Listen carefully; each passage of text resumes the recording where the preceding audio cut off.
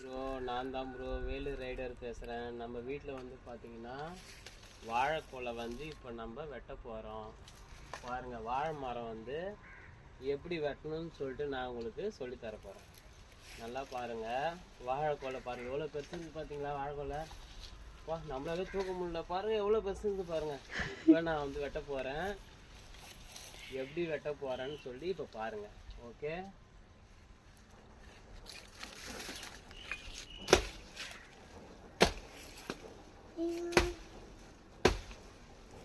இப்படி லைட்டாக வந்து வெட்டி விட்டுடணும். ஓகேங்களா? உடஞ்சிச்சா? இதை பாருங்கள்.